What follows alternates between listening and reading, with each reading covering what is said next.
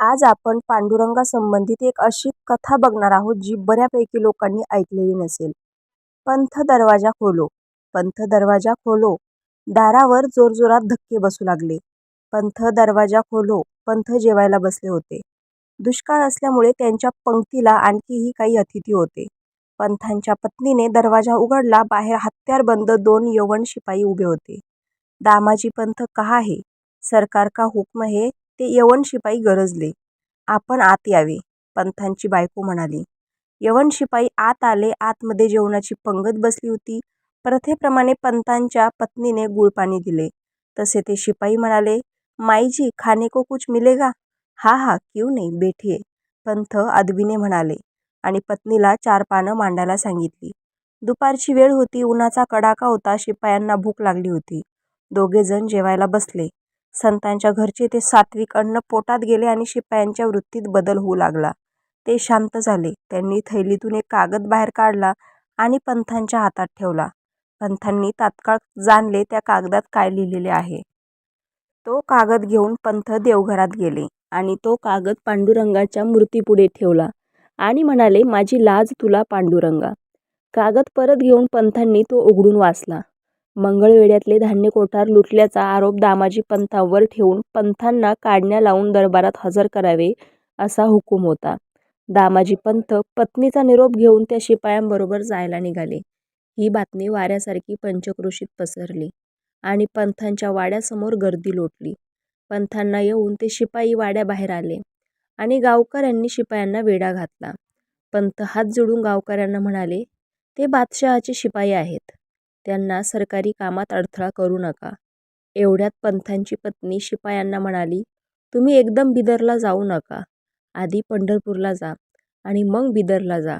शिपाई म्हणाले, आम्हाला तसा हुकूम नाही. पंथांच्या पत्नीने हातातून सोन्याच्या बांगड्या काढून शिपायांच्या हातात ठेवल्या. तसे शिपाई म्हणाले, हा माईजी, जैसा आप कहेंगे वैसा होगा. त्याप्रमाणे शिपायांनी पंथांना आधी पंढरपूरला नेले. पंथ विठ्ठलाला म्हणाले, लाज राख पांडुरंगा. श्रीहरीला दंडवत घालून दामाजी पंथ शिपायांबरोबर बिदरला जायला निघाले. इकडे श्री विठ्ठल रुक्मिणीला म्हणाले, दामाजी पंथ काही प्राणाची भीक मागणार नाही. मलाच काहीतरी केले पाहिजे. तू तुझे सर्व दागिने मला दे. परत देताना मी दुप्पट करून देईन. तेव्हा रुक्मिणी माता म्हणाल्या, दागिने नेताना सर्व नवरे असेच म्हणतात. रुक्मिणी मातेने सर्व दागिने काढून पांडुरंगाच्या हवाली केले. पांडुरंगाने त्या दागिन्यांचे सुवर्ण मोहरात रूपांतर केले. स्वतःचा वेश बदलून ते महार बनले आणि झाला महार पंढरीनाथा. पंढरीनाथांनी सर्व मोहरा पागोट्यात गुंडाळल्या. पागोटे डोक्यावर ठेवले आणि क्षणात बादशहाच्या दरबारात हजर झाले. बादशहाने विचारले, कोण हो तुम? पंढरीनाथ म्हणाले, विठू महार म्हणतात मला. मी दामाजी पंथांकडे कामाला असतो. तसेच काम निघाले म्हणून मालकांनी मला पाठवले. आमच्या मालकांनी धान्य कोठार लुटलेलं नाही, तर ते धान्य गावकऱ्यांना विकलं.